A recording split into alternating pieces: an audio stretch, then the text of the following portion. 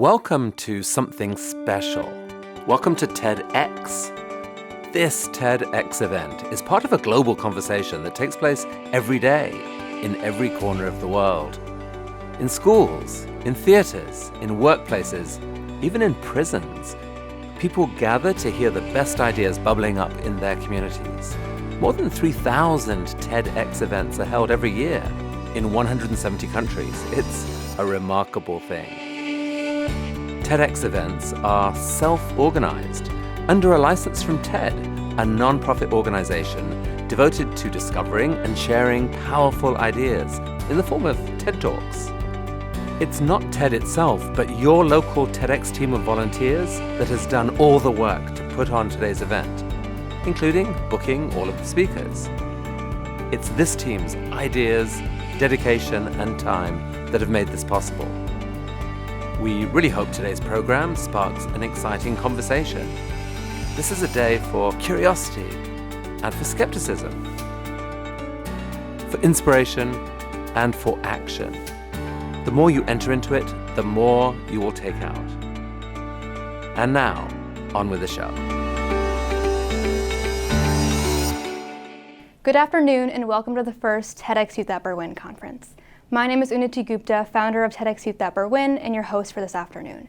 We are so glad to be spending this time here with you today and are even more excited to take you down the journey that we've been crafting for the past year.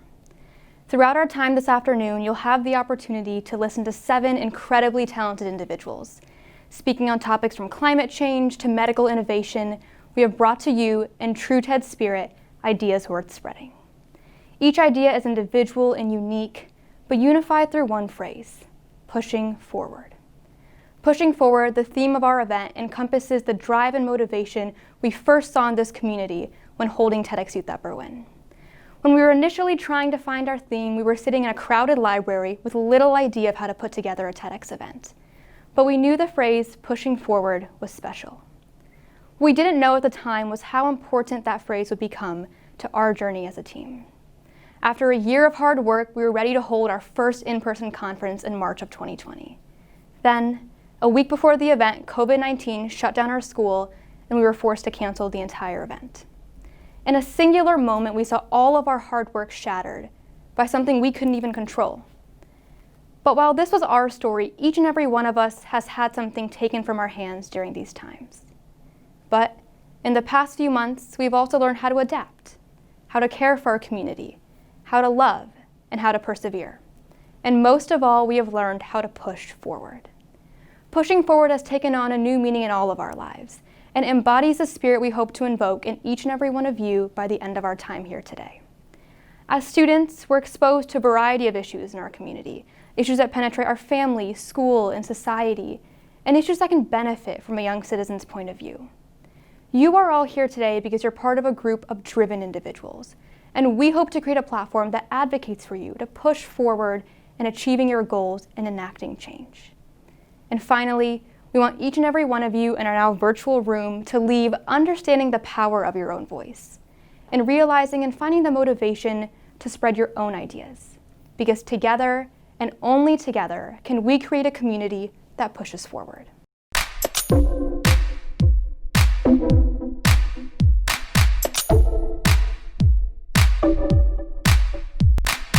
Pushing forward starts from within, no matter who we are, what resources we have at our disposal, or what networks we could possibly create.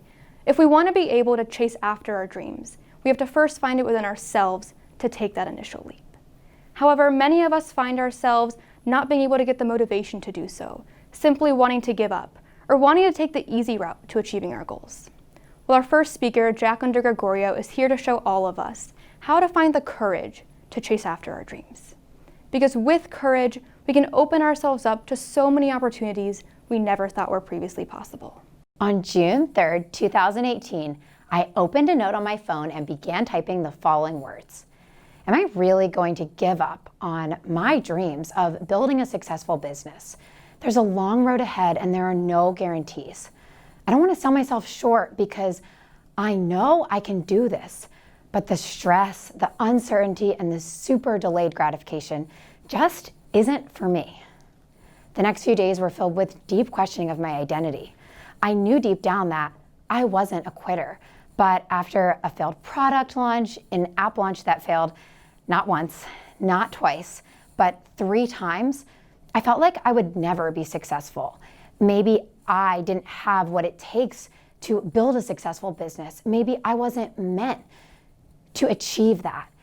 And while I wanted so badly to give into that fear and let go of my dreams, there was a voice inside of me that kept me going. It said, Jaclyn, you can do this. And that voice was courage. As I've learned in my now 4 years in business, courage is something we need both in big moments and in small moments. Most people think that courage is about removing the fear. But in reality, we all feel fear. And fear itself isn't going anywhere. Oxford Dictionary defines courage as the ability to do something that frightens one. So if there was really a way to remove the fear, then there would be no such thing as courage, because courage, by definition, is about acting in spite of the fear. So what if courage wasn't about removing fear, but instead was about adding belief? You see, courage is like an equation. Anytime your belief is stronger than your fear, the outcome is courage. This equation proves true in all areas of my life anytime I've exhibited courage. Take a look back at the exact words I wrote in my journal entry the day I wanted to give up my business. I said, I don't want to sell myself short because I know I can do this. My belief that I could build a successful business was stronger than my fear of failure. Therefore, I had courage. 5 years ago, I decided that I was going to run a marathon. I ran on the American Cancer Society team in honor of a friend who passed away far too young. I wanted to support this incredible cause and give myself a new challenging goal. So things were going pretty well up until about 3 weeks before race day, when I was home from Georgetown for the weekend and I just finished my 20-mile training run. And I noticed that my right ankle was throbbing with every step that I took. At first, I thought, well, maybe this could be normal for a person who has just run 20 miles, because let's be honest, that's not normal. So I headed back to DC the next morning and found my ankle still throbbing. So I limped my way across campus to the Student Health Center. And fortunately, there was a sports medicine doctor who had an open appointment later that day. A few hours later, my world stopped. The doctor said to me, Jaclyn, you probably shouldn't run this marathon. It looks like you have a stress fracture and it's only going to get worse every time that you run. I felt like I had worked so hard for something only to be told that I couldn't have it. So I politely explained to the doctor that I planned on running the marathon in 3 weeks. And I then asked if there were any recommendations she had so that I could keep training without putting too much strain on my ankle. The doctor, of course, explained the risks of running the marathon, and then she gave me a training plan that involved biking and aqua jogging. That way I could keep up my endurance without putting too much strain on my ankle. The big day came and my parents headed down to DC for the day to watch me run by for 10 seconds and then get on the metro and head to another spot in the city because all of the streets were closed, to watch me run by for another 10 seconds. And they did this over and over again for 26.2 miles. Now that is what I call love. Things were going pretty well at the beginning. You can see my big smile at the start line at mile 6 and at mile 10 when I was very excited about the free orange I was given. And then at mile 12, the pain really kicked in. I kept thinking to myself, how am I possibly going to run another 14 miles? But then I had an idea. What if I just took the next step? I could totally do that. And then after that, what if I just took one more step? I didn't need to think about the next 14 miles. All I needed to think about was the next step. I began repeating the mantra, one foot in front of the other, over and over again in my brain. It caught a nice little rhythm where each word became another step, like this. one foot in front of the other. And I probably repeated that phrase about 20,000 times over the next 2 hours. And by the grace of God or the universe or whatever you believe in, I crossed that finish line clocking 4 hours and 50 minutes. You can see the tear in this photo. I'm still not quite sure if it was a tear of joy or a tear of pain, but nonetheless, I crossed that finish line. And as I'm sure you can imagine, this is what happened next. And yes, it was definitely worth it. While there were many moments of courage throughout my marathon journey, the real moment that tested me was during mile 12. And while the fear was strong, something else was stronger, and that was my belief. All I did was repeat an inspiring affirmation that gave me enough courage to take the next step. With each step I took, my belief was stronger than my fear. Therefore, I had courage. So why is it that these simple phrases actually help us? Affirmations are one way that we can add belief back into the courage equation. And remember, when we add belief, we create courage. Affirmations are an example of how our brains can form new connections and pathways. These new connections and pathways are essentially your brain rewiring itself, and they get stronger with repetition until they become normal. This is important because the more you repeat an affirmation, the more likely your brain is to accept that affirmation as truth. Thus, the more you repeat an affirmation, the more belief you add back into the courage equation. And remember, when you add belief, you create courage. Some of my favorite affirmations include, I can do anything I put my mind to. My success is inevitable and I am always on the right path. I can do hard things and it's this or something better. If you truly want to build courage, start incorporating affirmations into your daily routine. In order to make this new routine easy and effortless, I recommend that you say your affirmations out loud while you're completing regular tasks. That way you don't have to add any additional time to your routine. Some of my favorite times to say affirmations are when I'm driving, doing dishes, showering, or folding laundry. In addition to affirmations, there are a few other practices that you can incorporate into your daily routine to add belief and thus create courage. One of my favorite practices is doing hard things. Go outside and run 1 mile longer than you think you can. If you don't think you can run a mile, just try anyway. You will be amazed at what you can accomplish when you set your mind to a goal. Take a freezing cold shower. Get out of bed the second your alarm goes off. The more often that you do hard things, the more you train your brain to believe that you are capable of overcoming anything that life throws at you. Another practice that I've incorporated into my daily routine is visualization. If you have even 30 seconds every day to commit to your goals, then you have the time to add visualization into your routine. In order to practice visualization, all you need to do is close your eyes and imagine a scene in your future in vivid detail. Every single morning since the day that I found out that I landed this TEDx talk, I pictured the following scene. I wake up the morning after the video from this talk goes live. I head downstairs to make coffee and breakfast while my fiance Richie is upstairs and he decides to scroll through his phone and check out how many views the talk has. Jack, your TED Talk has 10,000 views. I hear Richie screaming down the stairs. A few hours go by and I see a text pop up from Richie. Now it has 70,000 views. I log into my Amazon account and I see that I've sold thousands of copies of my book, Stop Getting in Your Own Way. I head over to my inbox and I see I have dozens of inquiries about potential speaking opportunities. See how vivid and specific my visualization is? Now, it's your turn to practice visualization.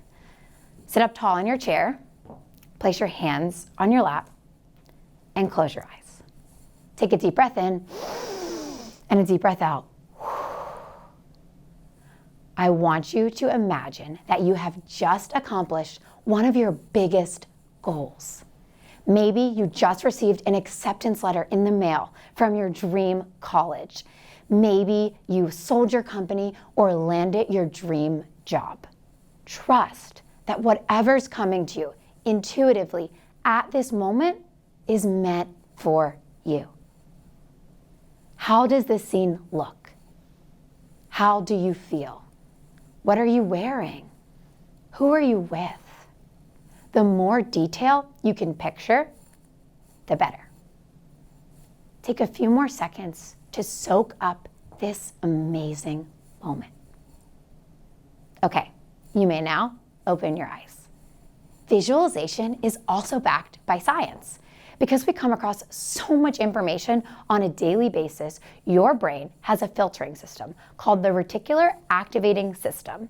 The reticular activating system filters information based on your thoughts and your beliefs. So when you visualize yourself achieving your goals, your reticular activating system then looks for opportunities to help make that vision a reality.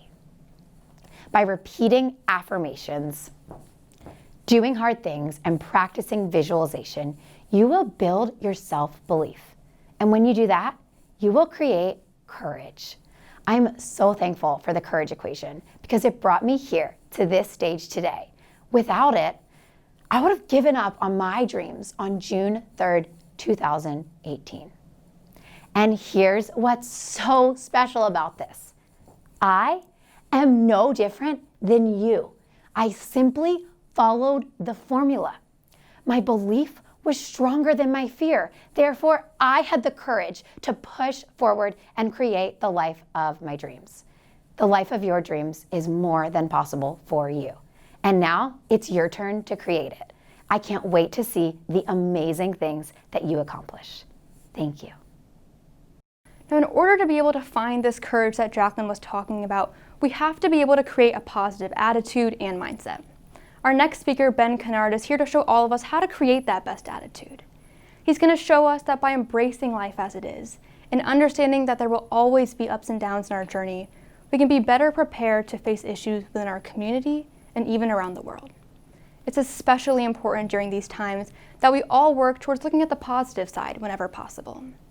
Ben is going to give us a unique perspective, one that shows us that by doing this and creating this best attitude, we can not only push after our own goals and dreams, but we can also view life in a more stable way. It was 7 p.m. on September 17th, 2012. I was a nervous college freshman with 3 hacky sacks in my hand. I walked through the door and muttered, "I'm new here." Jared greeted me with a smile and said, "Welcome to Juggling Club." And I didn't know it in this time, but that moment changed my life forever. In one day, I learned how to juggle. In 1 month, I was learning new tricks.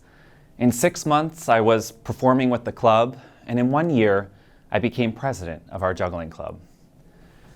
Since then, I've taught literally thousands of people how to juggle. I use a simple 3-step process that, with some commitment and optimism, has a pretty high success rate.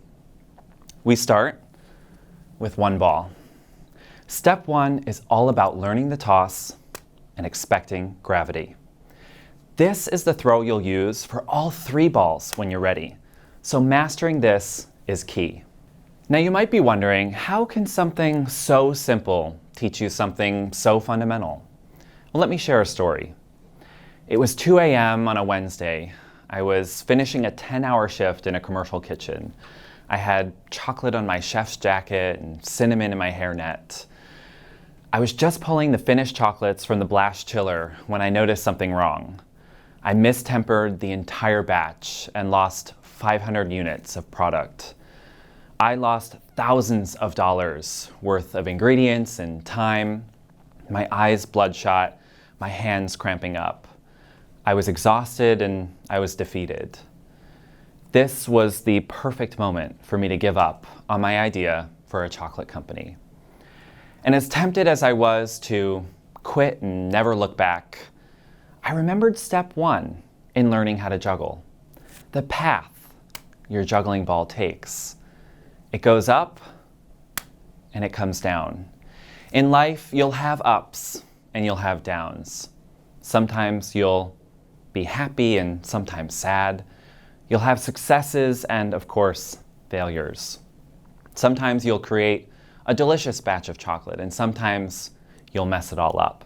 Instead of fearing gravity and fearing these low points, expect them, rely on them, and use it as a checkpoint on your journey. This is perhaps the most basic element of juggling, and maybe even the most basic element of learning how to approach life itself. Because nobody learned how to juggle without dropping the ball a few times. And heck, nobody learned how to make 10,000 chocolate bars without messing up 500 along the way. Step 2. Here, we add a ball. Step 2 requires a bit more coordination. Throwing the ball in an X pattern, we toss, toss, catch, catch. Step 2 will feel uncomfortable at first, but you've got to encourage yourself to throw that second ball, even if you don't think you'll catch it. Step 2 requires you to take a chance. It was 3 p.m. in the office. I desperately needed a pick-me-up. A coffee, sure, but it looked like everyone needed a boost. I was eyeing a bowl of apples that my boss had brought in, and I knew exactly what to do. I grabbed 3 and started juggling. Staring at me in confusion, I asked my coworkers to join in. Before I knew it, all 20 of us were throwing apples around. And as fast as I could, I was giving them tips and tricks on how to actually juggle. But of course, apples were already getting squished and splattered and split open left and right. Amidst the laughter, our boss walked in. We all froze as a few apples continued to roll across the floor. My boss told me, "These apples are for eating, not for throwing." I was mortified. But step 2 taught me a valuable lesson. Take a chance. So I followed my boss into his office, apologized for our behavior, and pitched him on the benefits of learning how to juggle. He smiled, appreciated my honesty, and made sure from then on that all of our staff had a proper set of juggling balls on their desk. I think I sold him on it. Step 2 taught me to take a chance, and it just might have saved my job too. We've made it to the final step. It was week 1 on my move to a foreign country. I was living in the bicycle capital of Germany, where there are 3 times as many bikes as humans. Trying to fit in, I bought a used bike and was headed into the city for work. I didn't know my way around, so I was checking my phone, looking at the maps. I had one hand on the bike and one holding my phone. Before I could even make my first turn, I heard loud sirens and an abrupt "Absteigen." Imagine an American being pulled over by the German police. In a panic, I nearly fell off my bike. I used my best German to explain myself and admitted I'm from New York, where this would never happen. But it didn't do me any good. They wrote me a ticket, and I felt like an embarrassed foreigner. I went on my way, and to make matters worse, my new bike gets a flat tire. Ever tried riding a bike on a flat tire for 6 miles? Not easy. Now I'm late to work, frustrated, out €30 from my ticket, and exhausted from pedaling so hard on a flat. It was the perfect recipe for a bad day. But when I arrived at work, the endorphins kicked in. I made some new friends at the repair shop, and I was really working on my thighs of steel. Juggling 3 balls with just 2 hands, the math doesn't add up. So you have to be willing to lean in. Don't think, just do. If you've never juggled before, you'll probably fail at your first go. You'll throw the ball too high or too late or too early, in somebody else's face or maybe your own. But that's okay. This is the final step to a successful cascade. What I learned here is to lean into the situation at hand. Find the good in the bad and push or pedal forward. This is step 3 to learning how to juggle. Lean in.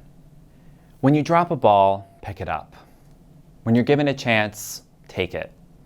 And when you get a flat tire, keep pedaling. The endorphins might just be worth it. Juggling taught me to expect gravity. Juggling taught me to take chances. And juggling taught me to lean in. And the truth is, juggling, like life, is quite beautiful. Now that is an idea worth spreading. Thank you. As Ben exemplified, rewriting our attitude is an essential step towards pushing forward and achieving those goals. Because when we can enter situations in a confident way, especially stressful situations, we're that much more sure we're able to make a change. However, many of us have this notion that in order to make change, we have to create a national organization, or we have to impact thousands of kids around the world. Well, our next speaker is here to show all of us that change doesn't have to be big. She's going to show us that no dream is too big, no dream is too small, and the range of our impact does not define the change that we can enact. Tiffany Yau, a social entrepreneur, is here to show us, through superheroes, how to make a change by starting small.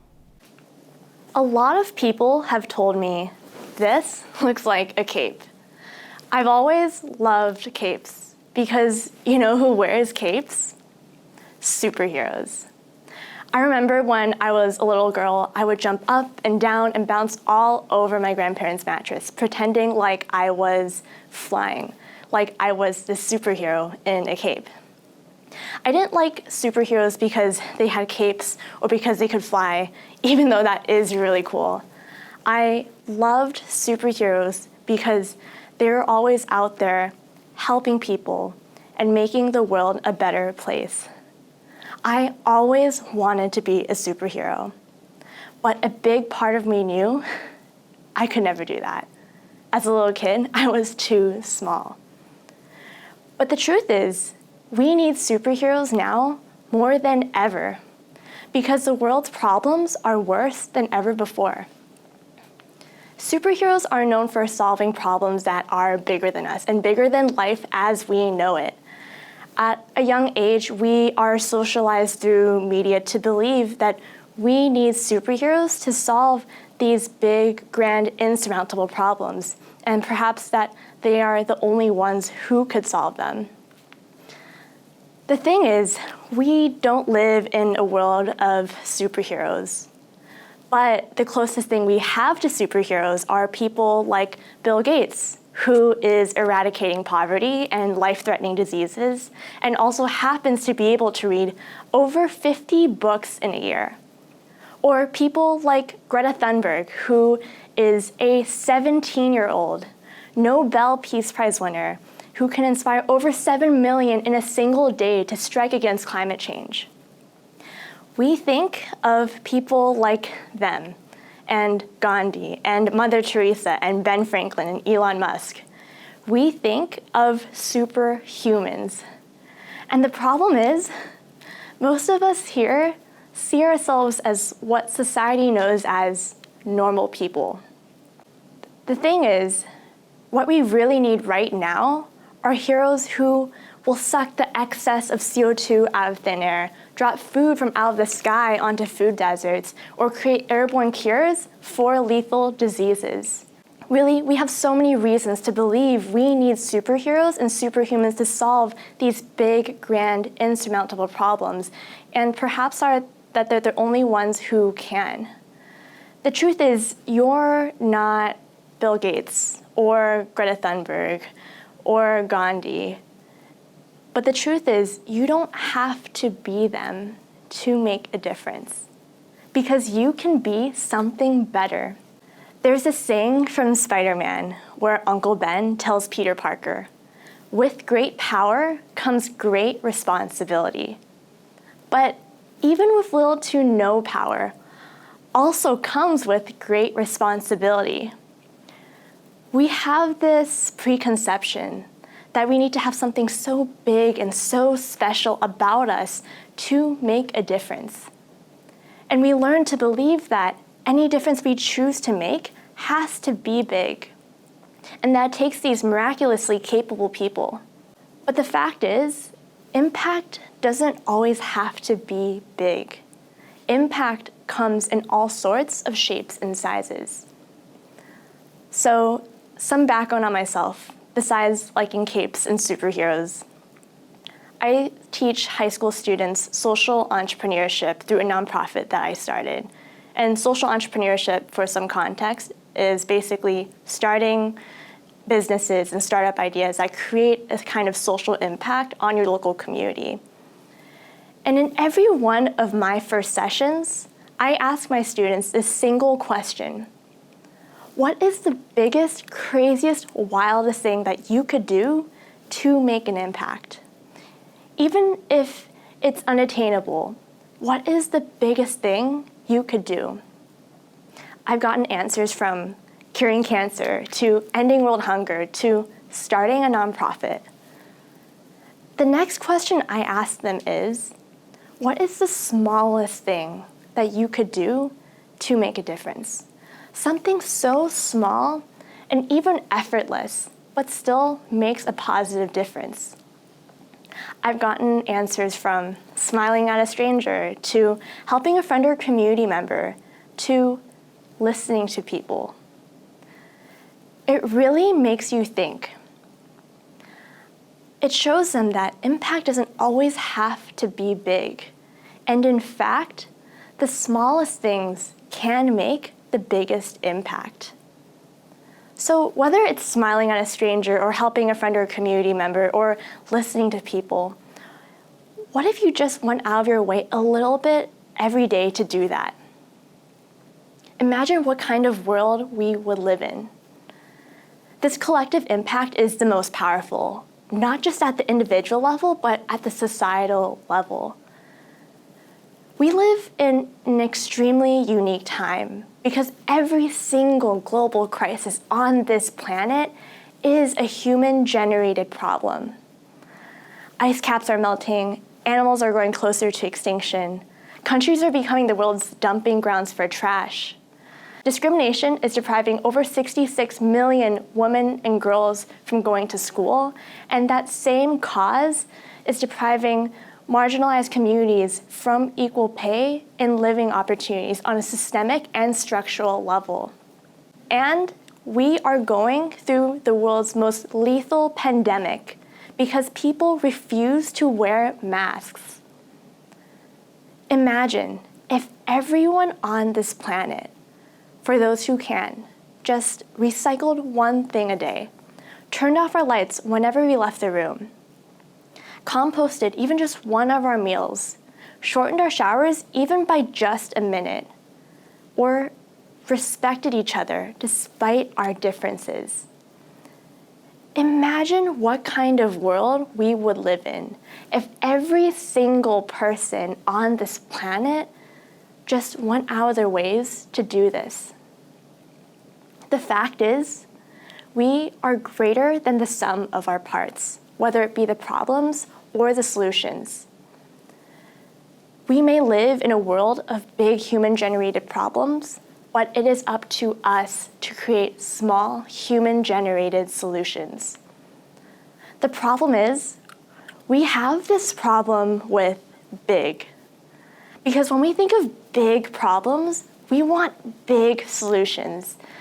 And we spend so much time and energy thinking about the size of these problems that it's easy to get stuck and feel overwhelmed or daunted by the size of these problems, that it makes us feel small and overwhelmed, wishing that superheroes actually did exist. One of my personal heroes is the founder of this junk-free dog treat company called Anubis. It was founded by my student named Freya, who actually created this idea from the experience of her dog being diagnosed with cancer and only being able to eat so much. And the most memorable experience from my work was when she told me, I felt like before I couldn't make an impact. Maybe I didn't have the resources or was too small. I'm a 12-year-old who's a 12-year-old who only knows so much because she's a 12-year-old. But doing this program made me take on a new perspective to learn that I can make an impact on people and also dogs. Impact doesn't always have to be big. Really, it is about creating a meaningful impact for someone at some level, even if it's in the smallest way. When it comes to impact, even if you think it is small, there are people, whether it's one or many, who could benefit from what you can offer, whether it's small or big. And in fact, that just empowers us even more, because the people closest to the problems are closest to the solutions. We only know what we know.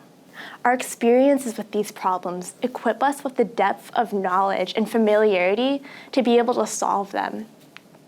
And beyond that, our experiences give us the drive to be able to have that passion, to be able to solve these problems for people who are going through them. But beyond that, our experiences give us the drive. We embody meaning in our experiences. They give us the fuel to drive us to be compassionate, to make an impact, and to solve that problem that we care so deeply about.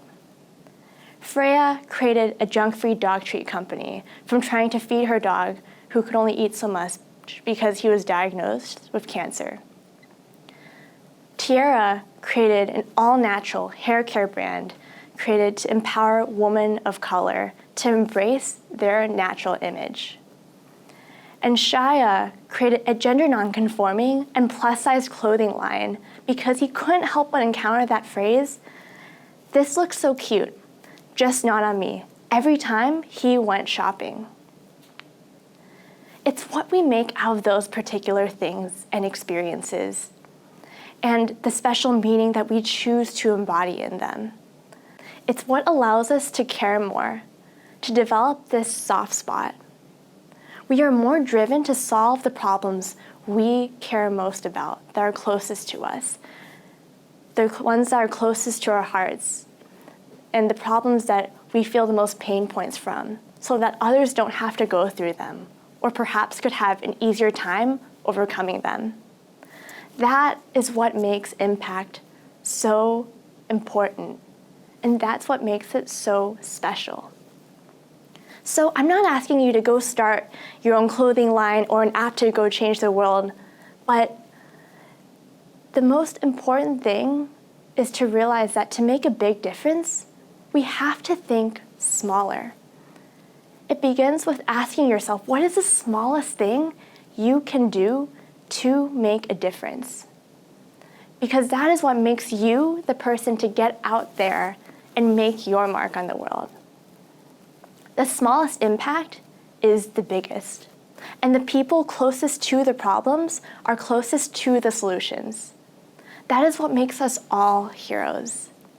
You are the world's hero, you are your community's hero, and most importantly, you are someone's hero.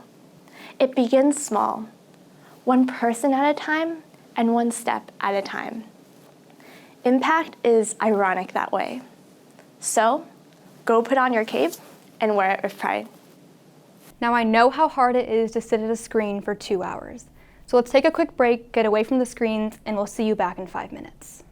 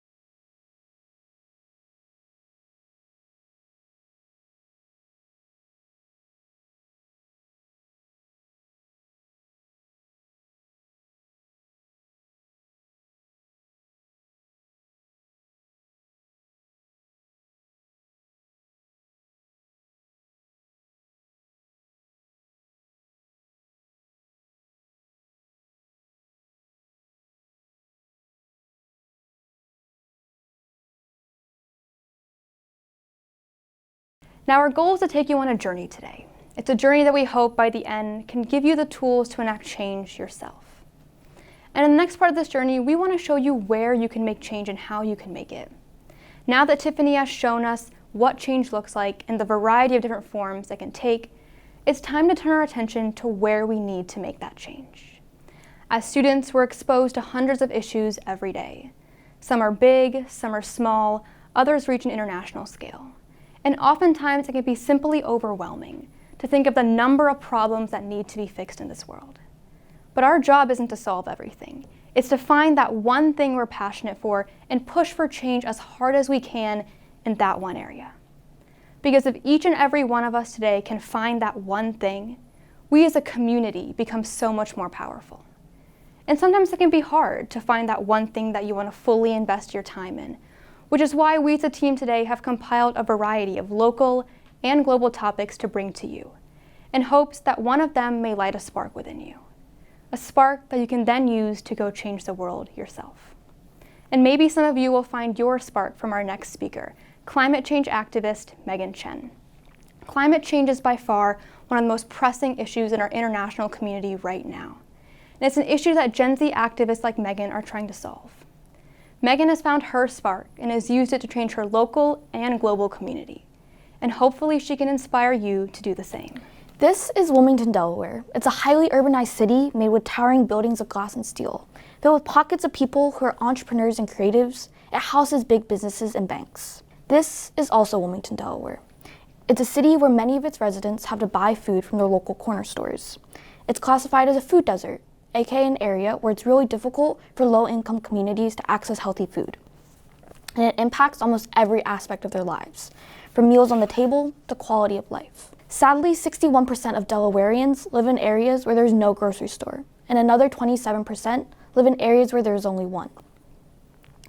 My story started in the beginning of my freshman year of high school. I remember sitting in my human geography class, learning about food deserts, food sustainability, etc., thinking that these problems had nothing to do with me. These are problems going on in some other part of the world, maybe thousands of miles away. And then one day it really sunk in. People I actually knew, friends, families, teachers, students, living approximately 20 to 30 minutes away from me, did not have access to healthy food. They were living in these so-called food deserts. It wasn't some desolate place that I hear about in the news, but in fact a vibrant city in the world's most developed country that you wouldn't normally associate with the problem. But what could I do about it? At this point in my life, I was struggling with my personal issues. I had no clear vision or direction of what path I wanted to take. I was so caught up in my day-to-day life that I never really tried to think outside of mine. I really only knew everything that was inside my tight and enclosed bubble, and really never tried to explore outside of it. Worst of all, I felt like I had no purpose. I was suffocating in this tight and rigid system that I had created for myself. See, this issue wasn't some formula I could simply solve. There's no one telling me or guiding me every step of the way about how I could go about fixing it. So, I did the only logical thing for a teen. I started talking to and researching more about the problem.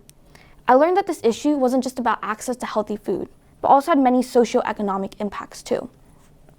Even though these small corner stores did sell healthy food, oftentimes the prices were prohibitively outrageous comparing to buying food at the local fast food place. I asked students about their experiences with the problem too. Shockingly, while living in the heart of a food desert, many of them weren't able to make the connections between environmental sustainability, urbanization, and greener cities, because there was virtually zero education on the subject. Even though we live in a world today where we constantly hear about the problems of climate change and urbanization, many youth didn't know what these things meant, much less what they could do about it. Later that year, I began volunteering at an urban garden right in the center of my city. Every week, I would help to plant and harvest vegetables, clean the veggies, and get them ready for the local farmers market. I would later go and sell the produce, and there I was able to meet multitudes of people from a variety of backgrounds. There, people shared the stories of the fresh tomatoes they grew in the garden. They shared stories of the incredible recipes that they would make, and the joy they found in doing so. I discovered this magic in gardening. I found its power to bring people together in places you least expect it. For example, here, in the center of a highly urbanized city. And I found its ability to spark joy and life. This brought me back to my childhood, where I lived in this small townhouse. As a kid, I had this strange fascination with gardening, and because I had nowhere to do it on my property, I took the liberty of taking a couple large containers and starting a garden on my deck. In a couple weeks, I watched this tiny seed that I planted grow and blossom and later turn into veggies that we could use in family recipes and share with friends. It dawned on me here that no matter how challenging the mission was going to be, everything was going to start like the seed. At this point, I was ready to do something about a problem that I'd researched and learned so much about. I was ready to speak up and make a difference on a problem that I cared so much about. And yes, you have probably heard all of these incredible stories where people jump straight from this huge problem into this incredible solution. But the reality is, even when you're so clear on the vision, there's a chance that you'll still have many hoops that you still have to jump through. I was this somewhat crazy and naive girl at the age of 16 wanting to tackle this huge community issue, with people telling me left and right that I'd not be able to do it. I had adults telling me I was too young, too inexperienced, and even my own parents didn't believe in me at first. But I only took away one thing from all of this. Life isn't always about getting all the compliments and approval, and many times you'll get rebuffed just as many times as you will rise.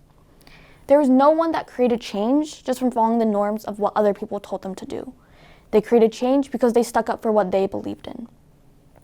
With this idea set in mind, that summer I founded my nonprofit organization, the Urban Garden Initiative. We are now an international 501c3 nonprofit organization that aims to inspire and empower youth to achieve urban sustainability through a gardening-based program. Since initiation, we have grown to over 40+ chapters all around the world, from Delaware to California to Zimbabwe, and we are continuing to expand our chapter network on a daily basis. We have been able to impact thousands of youth all around the world through distributing hundreds of container gardening kits, building new gardens, and teaching environmental programs all around the world. It is here that I'm able to connect with these incredible young people all around the world that are leading these chapters and are also active change makers within their communities. At the schools we work with, we create container gardens, easy portable gardens that allow students to grow their own vegetables, even without a lot of space or resources to do so. At our longer programs, we teach students about a variety of environmental topics, from climate change to reducing reusing recycling to saving species. And most importantly, we have planted these seeds for the next generation of young environmental change makers. In no way did I reinvent the wheel to help solve this larger issue, but I didn't let this larger problem deter me from trying. I just used my experiences and my voice to stand up for a problem that I believed in. Now, I want you to think about a problem that you see in the news right now. Maybe it is climate change or food sustainability. Maybe it's women's rights or racial injustice. And I want you to break down this problem and think about its relevance within your community. I want you to imagine how local community members are dealing with this issue and one thing that you can start doing to make a positive difference. Maybe this means you will start to use a reusable grocery bag when you shop, or volunteer at your local food bank. Maybe it means participating in a local march about a problem you care about, or simply just talking to other people who are passionate about the same things that you are. Take that small step towards making a difference. Before you start to let the feelings of doubt and uncertainty come over you, before you give in to the voices telling you that you're not good enough, that you don't have enough experience, know that you can make an impact. Know that 100 people taking steps towards the right direction makes a lot more change than one person making a drastic one. As said by JP Morgan, the first step towards getting somewhere is to decide that you don't want to stay where you are. It's about getting out of that mentality that you can't make a difference. It's about challenging the complacency that things are fine the way they are. It's about believing yourself and knowing that there's a whole community of people that believe in you too. Take your seed. Maybe it's an idea, a project, an initiative. Nurture for it, care for it, and allow for it to grow into something that will help to contribute to making our world a greener and more sustainable place for future generations. Thank you. As we just saw, it's extremely important for us to be able to take those small steps towards achieving larger change. In Megan's words, plant a seed and help it grow. Now, a field that needs a lot more seeds planted is STEM. As many of us know, STEM is filled with inequality and lack of equal representation. Especially for young females, it's often difficult to be able to explore STEM as a career option or even for them to just pursue it as a passion. Our next speaker, Ariana Abramson, is here to show us and educate us on the gender and racial disparities faced in STEM every day and how we as young individuals can help overcome those barriers. I grew up in Queens, New York, And like many middle school students in the boroughs of New York City, the big question that arises as soon as you enter the 8th grade is, what high school will you be going to? And for some, it'll be a religiously affiliated one. And for others, it'll be a private prep, charter, alternative, or zoned program. And for a select few, they'll compete for a seat in a New York City specialized high school. And I'm from Queens, New York, so of course I had to compete. I pressed my mother every day for about a month to pay for an expensive tutoring program to help me do well on the New York City Specialized High School admissions exam. And due to my phenomenal negotiation skills at 13, I was in the class shortly after. And my excitement for the program ended on the first day. I was in a classroom with about 10 other students from across Queens, New York, all of them either white or Asian and identified as male, including my teacher. And at that time, I was about 5'5", identified as a girl of color, and clearly stood out. And the initial gender imbalance within the classroom was overtaken by the overall sense of entitlement that existed within the students. Quickly, they started to form community based off of their physical characteristics and their social constructs. They felt psychologically safe to speak up, to ask questions, and to seek mentorship. And their entitlement was reinforced by the teacher's actions to gravitate towards those who spoke up the most. His gravitation towards students that would dare to solve challenging algebraic expressions on the chalkboard and whose parents could help them with challenging homework assignments reinforced my feelings as an outsider. And as a 13-year-old full of hopes and dreams, it was upsetting that I could feel that my goals were becoming out of reach. I was embarrassed to ask questions, and even more so ashamed to realize that I spent money that my family couldn't really afford. It was the first time I questioned if I belonged there, if I had a right to dream bigger, and if I could really compete in science, technology, engineering, and mathematics. According to the World Economic Forum, technology will continue to impact the way that we learn, work, and connect with others. Meaning the next generation of social change agents, entrepreneurs, and STEM activists will need to be equipped to be able to leverage technology and science to shape a new socioeconomic structure with universally accessible opportunities and experiences. Yet this next generation of social change agents, also known as Gen Z, will be the most diverse in American history. Almost half will identify as non-white and come from spaces that have been underestimated. And their experiences around racial injustice and educational inequity will be reinforced by the educational system that influences how they learn and gather information. And this is the same system that has been built upon racism, gender bias, and a lack of universally accessible technology, information, and resources. And in truth, this is the system that continues to perpetuate cycles of socioeconomic oppression and discrimination. Yet, as we become excited for all that STEM can give us, we cannot ignore the fact that educational achievement gaps within brown and black communities still exist, that gender underrepresentation in STEM-based higher educational careers is still an issue, and that we continue to lack transparency into an educational system that fails our youth of color. However, with all of this information, I had to take a step back and ask myself, how has the US educational system impacted my narrative? After earning a Bachelor's of Science in Computer Science and Mathematics, I went on to earn a Master's in Information Science and Knowledge Management from Columbia University. And I became obsessed with data science. And mainly throughout my professional and academic journey, it's because I had to come to terms with the fact that I have been represented as a half-truth statistic. And like many overlooked narratives, a series of statistical analyses piecemealed my educational experiences into half-examined thoughts that tried to predict my future outcomes. And from a strictly data-driven perspective, many statistics try to sum up my educational and professional trajectory based off of structural racism. And this includes the fact that as a woman of color, I make up about 40% of the total population of women in the United States. Yet, 11.2% of undergraduate degrees in computer science and engineering, 8.2% of master's degrees in science and engineering, and 4.1% of doctoral degrees in science and engineering are awarded to us. And this leads to the fact that about 50% of the US low-wage labor force is comprised of women of color. And of course, those statistics can start to sound even more disheartening if I start to sprinkle in the neighborhood I was raised in and my second generation Afro-Latina heritage. Yet, inequitable access to technology and resources, structural racism, and the one-sided statistics that I mentioned have a cost.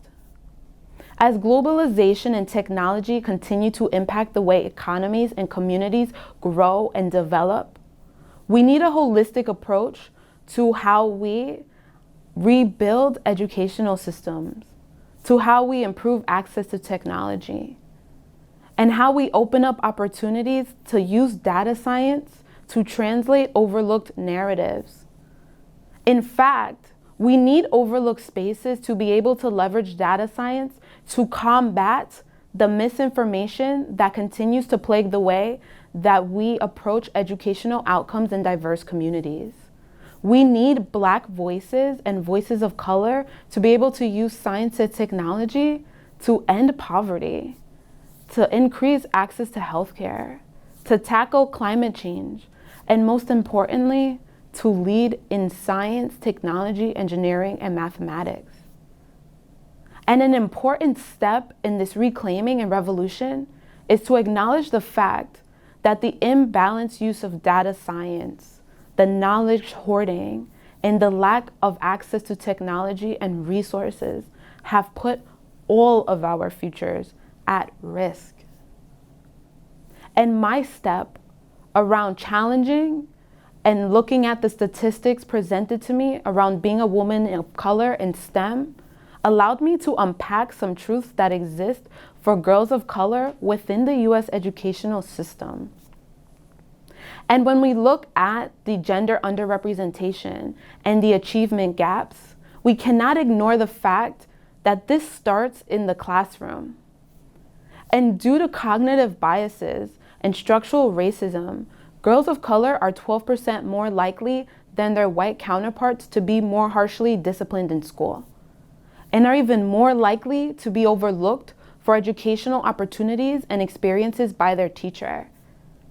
And this not only makes education a barrier for psychological safety, but also it hinders opportunities for learning. It hinders opportunities to explore pathways in STEM. And most importantly, it hinders opportunities for girls of color to believe that they can compete in science, technology, engineering, and mathematics.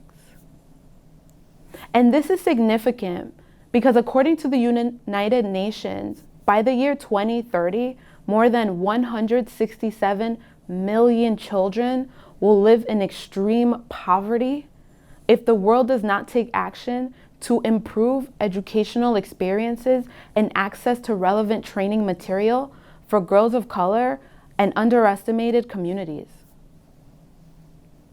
As you can start to see, the costs of structural racism and educational inequity are really adding up.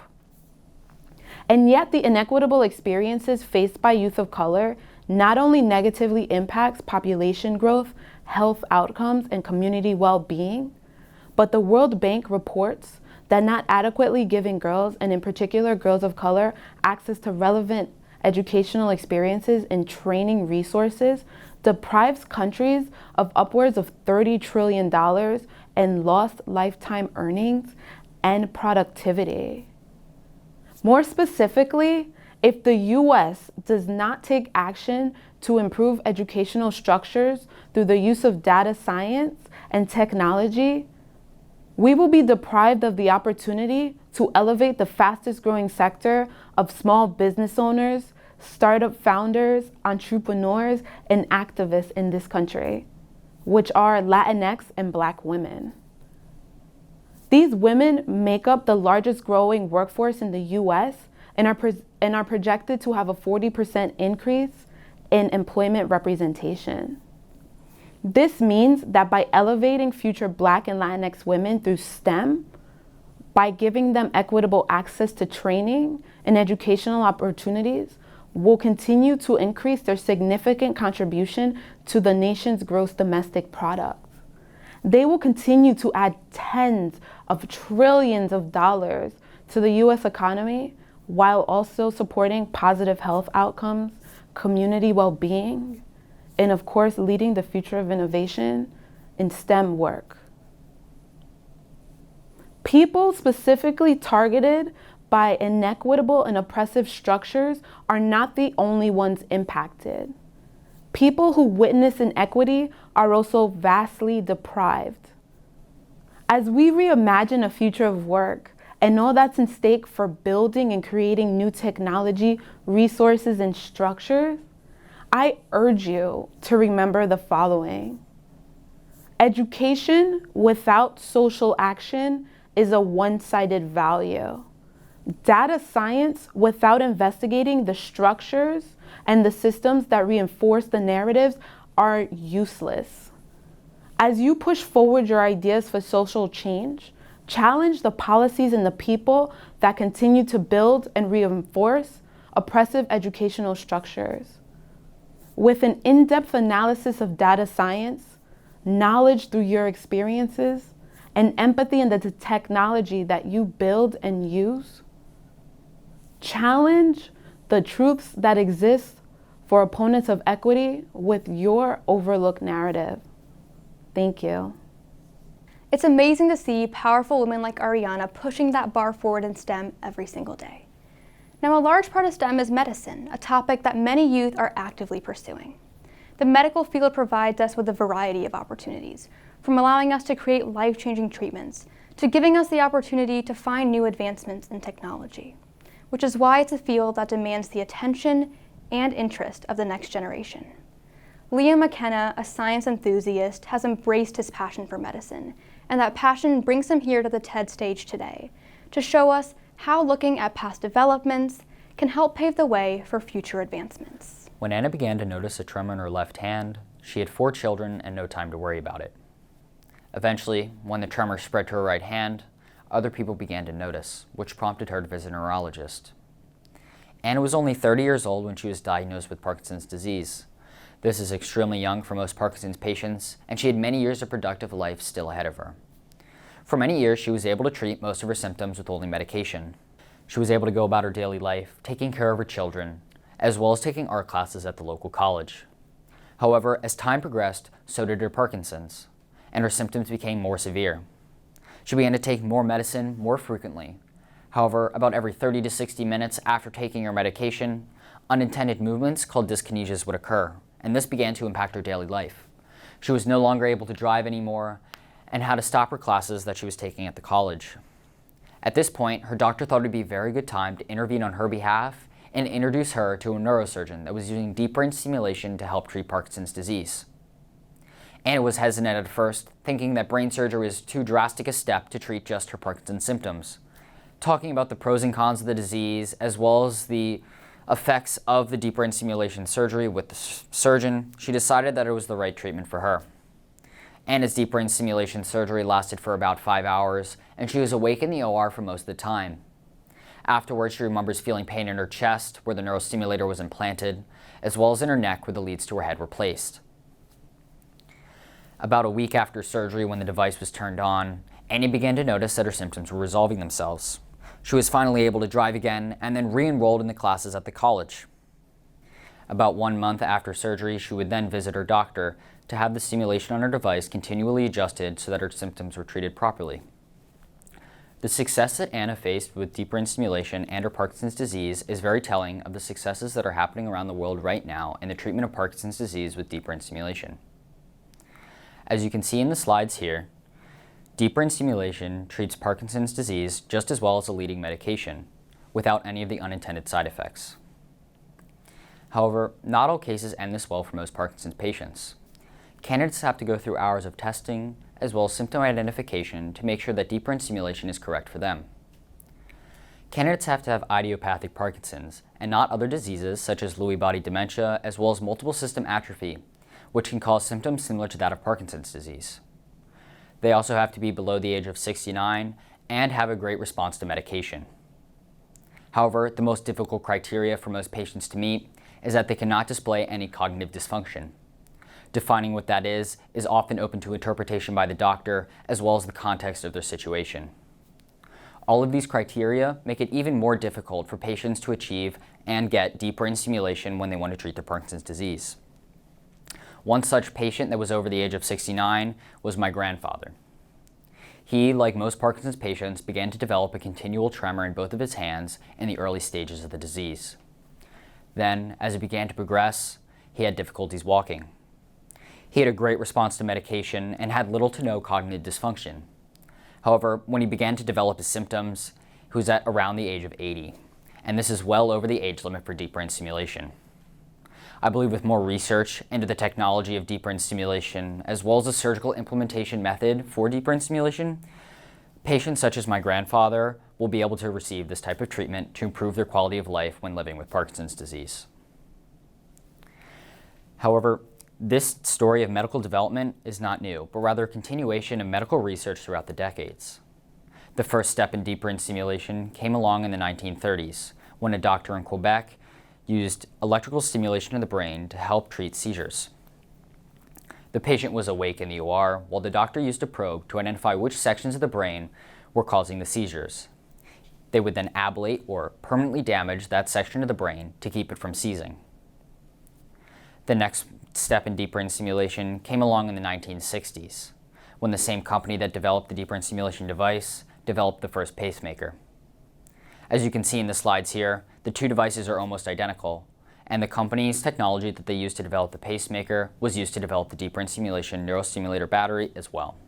The neurostimulator technology and battery for the pacemaker, as well as the surgical implementation of the neurostimulator under the collarbone in the chest, was derived specifically from the pacemaker device. Then, in 2002, when the FDA approved the deep brain stimulation device for the treatment of Parkinson's, around 40,000 people now around the world have been using it to treat both their essential tremor and Parkinson's disease. By using continual electrical stimulation of the brain, their tremors have been reduced and their quality of life has been improved. As time has progressed, however, so has deep brain stimulation. The traditional method, as well as location for implementation of the device into the brain, is traditionally in the subthalamic nucleus region, as identified by stereotactic surgeons after extensive testing. As you can see in the picture here, the red arrows identify the subthalamic nucleus region of the brain, where these devices are normally implemented. A lead, also called an electrode, is a thin insulated wire which is inserted through a small opening in the skull and then guided by a doctor into the subthalamic nucleus region of the brain. And this is mostly where most deep brain stimulation devices are implemented. The patient is left awake during this part of the procedure so that brain function can be monitored. However, they feel none of this because there are no pain receptors in the brain. Even though the subthalamic nucleus region of the brain was identified as the most effective area for deep brain stimulation implementation early on by stereotactic surgeons, research is being done into the viability of the globus pallidus region for new stimulation. There currently appears to be no difference in whether you undergo pallidal stimulation or subthalamic stimulation in motor function. However, when you don't undergo subthalamic stimulation, pallidal stimulation is a very interesting alternative for many patients. As you can see in the picture here, the leads are being placed and guided into the globus pallidus region of the brain for deep brain stimulation. A current study comparing both pallidal stimulation as well as subthalamic stimulation found that pallidal stimulation actually has a greater improvement in quality of life functions compared to that of subthalamic stimulation, while still having the same improvement in motor function that subthalamic stimulation does. This increases the range of treatment options with this type of treatment, as well as the amount of patients that are able to be treated with it. The developments in integrative technology have helped Parkinson's patients around the world overcome most of their Parkinson's symptoms, as well as improve their quality of life. With an increase in biotechnology research happening here in the United States, young people now have unprecedented opportunities to improve technology that is happening right now, as well as come up with new treatments for many patients around the world. With current studies being done into the usefulness of deep brain stimulation for depression as well as obsessive compulsive disorder, the applications are numerous. With so little known about the use of technology within the human brain and the interactions, my generation has a new invitation to explore this new frontier, to come up with new treatments and improve the lives for all people. Thank you. As we near the end of our journey today, we wanted to finish on a note that can relate to everyone, no matter who you are or what your passions may be. And that idea is being comfortable with the uncomfortable. It's an idea that underscores all of our dreams and all of our goals. And in order for us to be able to leave today with the tools to enact change, we have to be willing to take risks. Our final speaker, Kuda Biza, is here to show all of us that while taking risks and getting outside of our comfort zone may be the hardest step we take, it's one we have to be willing to take to enact change. It's 95 degrees in Harare, Zimbabwe, and I'm 9 years old. Outside my window, I can hear the ice cream truck rolling down my street. I race into the kitchen to ask my mom for $1. My hand is out, my toe is tapping, and I can almost taste that sweet, tangy Ninja Turtle ice cream on the tip of my tongue. You see, as the only boy of my mother's 5 children, I was practically guaranteed special treatment. She would look at my cute little face and melt every time, but not today. Today she says no. Oh, nonchalant as if I was not the Prince Charming of her parenting dreams. Her exact words are, "Kuda, you were naughty this morning, so this week you will get no ice cream money from me." That was the first time I could remember feeling the shock of being outside of my comfort zone. My mother's voice saying no to me was unfamiliar territory. The next thing I know, I'm in even more unfamiliar territory. I start asking myself, what do I need to do to make my ice cream dreams come true? The answer comes to me faster than a kid eating an ice cream cone on a hot summer day. I had to find a way to make my own money. So later that day, I noticed that my neighbor's windows were looking pretty dirty. So I grabbed a bucket, my mother's cleaning supplies, and I head over to her house and knocked on her door. 3 minutes later, I closed my first deal for my window cleaning business. I'd never washed a window before in my life, so to say that this was unfamiliar territory is an understatement. In those moments before I'd become that 9-year-old business owner, I thought that the job was going to be a breeze. I thought it would take about maybe 30 minutes. Boy, was I wrong. 5 minutes in, I'm saying to myself, man, what were you thinking? All I wanted to do was go back home, lay on the couch, and watch TV. That was my comfort zone. But I knew if I didn't follow through, my situation would never change. So I kept pushing forward. And 3 painful hours later, I earned my first $5 in business. The next day, when the ice cream truck came by, I ran into my room, I grabbed my wallet, and I bought that Ninja Turtle ice cream with my own money. No more asking mom now, I'm a big boy now. So you see, in one day, by stepping outside of my comfort zone, I was able to experience growth. Like it or not, we all have comfort zones. Those safe spaces where our behaviors fit a pattern that minimizes stress and risk. Comfort zones provide a sense of familiarity, mental security, and certainty. It is that comfortable place where your brain releases feel-good chemicals, dopamine and serotonin. You see, our brain actually loves being in this comfortable place because it gets to be on autopilot. In other words, your brain wants to lounge around on a metaphorical hammock all day. I mean, who wouldn't want to do that? You wouldn't want to do that. That's because staying in your comfort zone is dangerous for your own personal growth. As human beings, if we're not growing, we're dying. So it is essential that we do things every single day that lead to growth. And you can only experience growth by taking a risk and stepping outside of your comfort zone. Take a baby, for example. The only way that a baby can learn how to walk is by taking a risk and stepping outside its comfort zone. First by crawling, standing, falling, standing again, and then finally taking those precious first steps and learns how to walk. It is through this repetitive risk-taking process that the baby is able to learn a new skill. I call this risk-taking process instinctive risk-taking because your brain is actually okay with you taking a risk because it knows that this new skill that you're going to learn will actually enhance your chances of survival, which is different from the risk that I took when I started my window cleaning business. That wasn't instinctive, it was conscious. I had to willingly go against the will of my brain to do something that was uncomfortable. Conscious risk-taking does require a mindset shift, especially if you're going to consistently grow and achieve amazing results. In his book, Living with a SEAL, Jesse Itzler offers a first-hand account of the mindset shift he experienced when former Navy SEAL David Goggins moved into Jesse's house for a month. David has mastered the power of his mind through conscious risk-taking. In 2010, he ran a 24-hour ultramarathon by himself when everybody else was running in relay teams.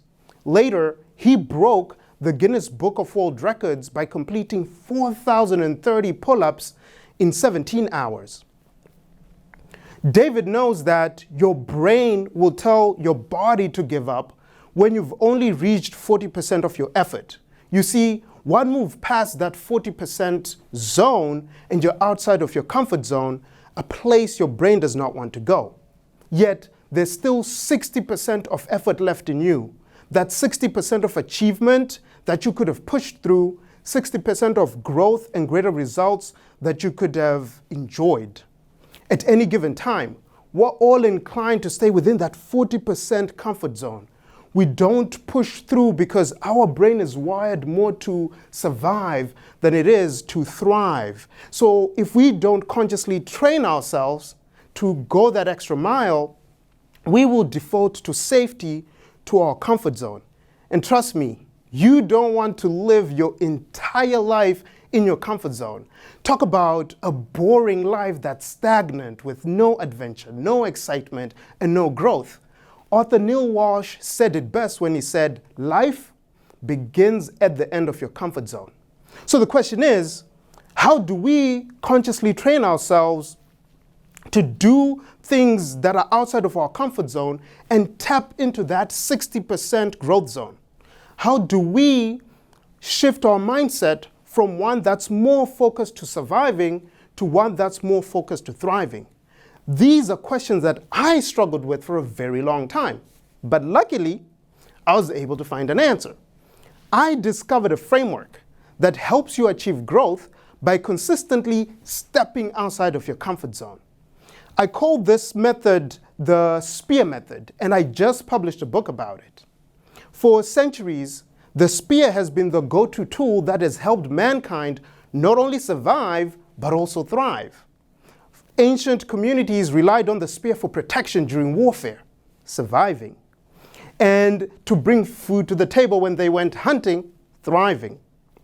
What I like about the spear is its simplicity in design yet extreme efficacy. The same is true with the SPEAR method. It's simple yet effective. So the SPEAR in the SPEAR method stands for number one, S, seek your purpose. Having clarity on your purpose will help you win the fight with your brain when you're trying to step outside of that 40% comfort zone. It's not easy taking a conscious risk, so it is essential that in those moments you have clarity on your why, because it will help you push forward beyond that 40% barrier. Number two, plan. As the old adage goes, failing to plan is planning to fail. So we already know that our brain is going to put up a fight with us when we attempt to go past that 40% zone. So having a plan in place will help you in those moments of truth, and this will help reduce anxiety while increasing your chances of success. Planning is the equivalent of sharpening your spearhead so that you can easily penetrate through that barrier. Number three, E, execute.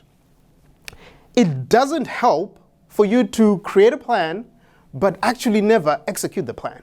So like in my case, if I hadn't cleaned the windows, I wouldn't have achieved my goals. I like to say the three most important days in life are the day you're born, the day you find out why, and each day you act on your why. Taking action is the thrust you give your spear when you launch it. The more consistent action you take, the more velocity and force your spear has. Number 4, achieve. The first and most important achievement is that very first step you take when you're stepping outside of your comfort zone, because it is in that moment that you start growing. Last but not least, R, repeat. This, guys, this is the 8th wonder right here. Like how compound interest works in finance, consistent action will compound over time, and this will result in exponential growth. Make it a habit to take a conscious risk every single day and do something that takes you outside your comfort zone on a daily basis. And I'm not talking about, taking a conscious risk of having to climb Mount Everest. I mean, well, it depends on who you are, but more seriously, it could be as simple as taking a cold shower in the morning or running an extra mile at the end of your workout. The key thing, though, is that every single day, you're getting outside of your comfort zone. By consistently stepping outside of your comfort zone, you'll be able to build that resilience muscle. And the stronger that muscle gets, the more goals you're able to achieve and the more growth you'll be able to experience during that time. Remember, repetition is the mother of mastery. I was able to experience tremendous growth by practicing the SPEAR method. Since that time when I started my window cleaning business, I've been able to start 6 other businesses. I started a nonprofit, I wrote a book, and today I'm now standing on stages that were once, as Notorious B.I.G. would like to say, all a dream. Right now, I'm working on a goal that seemed totally impossible. I mean, it's keeping me squarely right in that 60% growth zone. And the goal is, how do I provide 1 million meals to people in need in the next 2 years? To tackle this goal, I've co-founded a cookie company called Unbelievable, and we donate a meal for every cookie that we sell. So 1 cookie equals 1 meal. Like what I did when I started my window cleaning business, I've embraced this challenge because I know that growth and success only happen outside of your comfort zone. But this growth isn't just for me, guys. What's your impossible? That thing that you thought you could never do. What if that impossible dream is inside your 60% untapped growth zone potential? Like Roger Bannister, when he broke the 4-minute mile, he had to tap into that 60% growth zone, and he achieved something that was deemed impossible. If you've ever learned to ride a bicycle or learned a new language or ran a marathon, then you've been in that growth zone before. What I want to challenge you today is to relentlessly go for your impossible dreams, because impossible is an illusion of your comfort zone. Thank you. If you leave with one thing from today, let it be the motivation to enact change. Whether that be in your school, home, or city, our generation has the power to bring ideas to life. No idea is too small when a single action can inspire an international movement. We were brought here today under unexpected circumstances that taught our team lessons, and lessons we hope we can give to youth for generations to come. From knowing how to find courage and being positive, to understanding when to take risks, our team found our spark through this process, the determination to spread new ideas. So when you leave here from today, think about your spark, your passion, what motivates you, and use that to enact the change that you see necessary. In the virtual world we're in today, doors and opportunities are available for us. So use your passion and use your motivation to find those doors, open them, and use your passion to push forward in achieving your goals. It is upon us to seek out issues and act upon them. So when you see an issue that you're passionate about, raise awareness, organize an event, or do anything you possibly can to make your community better. Because all it takes is one step, one spark, and one person to make this world a better place. We would like to thank everyone that helped us throughout this process. This event would not have been a success without them. We could not have pulled this off without the help of TED, our school, and the generous sponsors who saw something special in this event. We are truly grateful for this opportunity to work with our amazing speakers. They inspire us through their hard work, dedication, and willingness to inspire those around them. And finally, we'd like to thank you, our audience. In the spirit of ideas worth spreading, We hope we've ignited a spark in each and every one of you to go and introduce change and innovation within your communities. From the bottom of our hearts, thank you.